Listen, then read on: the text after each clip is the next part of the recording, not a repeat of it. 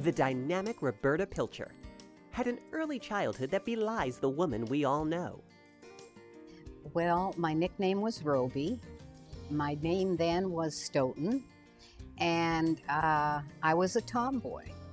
I was raised on a ranch. I had 3 horses. I had all kinds of chickens and guinea hens, and I had a pet quail named Willie. One day, I told my father I'd rather kiss my horse any day than a nasty old boy. And shortly thereafter, I was enrolled at Brownmoor School for Girls to try and take some of the rough edges off of my personality. After graduating from ASU, Roberta taught school at the Tonalea Elementary in Scottsdale, then launched her dual career as mother to Elizabeth and Anna and a community leader.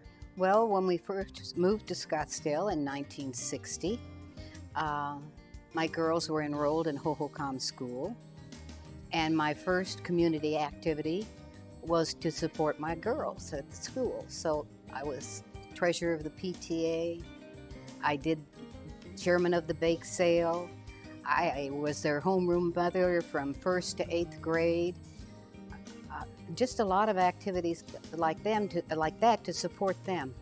Since her earliest days, Roberta has had a passion for all that is best for Scottsdale. I was the first member in the first class of the town step, we called it, which was pulling people together from different areas to see what they thought and what their needs were and that type of thing.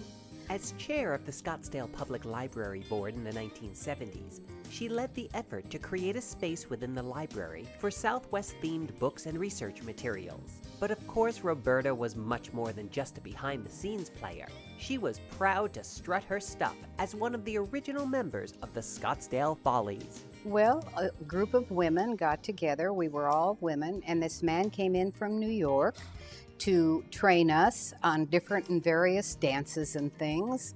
And then we put on a production, and it was a lot of fun. It was at this time that Roberta began her nearly 4 decades involvement in local politics. Roberta's been active in Scottsdale for so many years. I think she's helped, I can think of a dozen people that have run for office in Scottsdale that she's handled their election, and she's just unbelievable. She could write the book on how to get elected to a local office. Well, I'm very fortunate. I'm a woman who is very comfortable in the political arena. And it was just a natural thing for me to do, to get involved in city elections and campaigns, which I did, and try to bring better government to Scottsdale.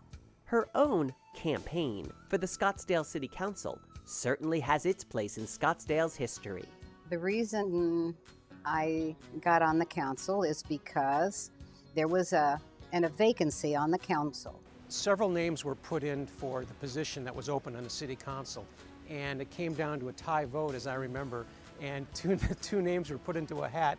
And the winning name was drawn out. Truly Western heritage. And Roberta, fortunately, was drawn out of the hat and served a year on the city council. And she did extremely well. I was proud of her. Of all the programs, events, and people she supported over the years, 2 stand out as most dear to her. The Winfield Scott birthday celebration was started when I was Education Outreach Chairman for the Scottsdale Historic Preservation Commission. Roberta does everything, from the invitations to the announcements, to ordering the cake, to getting the speakers, to just about everything involved with this. It's totally Roberta and some help. I'm walking up here to the bronze statue of Winfield Scott, his wife Mrs. Scott, and the mule Old Maud. This man was an exceptional man. We do serve a lunch, and I guess most people would say the lunch was their favorite, but I enjoy the historians and their talks.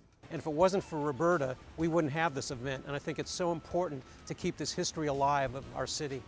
And Roberta has brought her second passion to Scottsdale, roses. I've been pretty involved with the Rose Garden. It was really a passion of mine to do this for the city, and the location was chosen around the Scottsdale Artist School, which, by the way, is a historic site, and it was perfect. And so we just went out and said, hey, we need this, and let's see what we can do. And I had, like I said, we had a team effort. It was something else. This is all the patriotic garden here, and there, and there, and there, and over there, and there. Isn't that wonderful? This will last for generations. This will be around for generations. This is really something special. Roberta says that those who know her understand what's truly important. My love of family, my fierce, patriotic love of country, my love of Scottsdale. She's just an outstanding, a very, very honest person. And her word is truly her word, and I love that about her. She's just a very, very dear person and a good friend. I'm really overwhelmed with being chosen as a member of the Scottsdale History Hall of Fame. It's just, I never expected it, and it's overwhelming.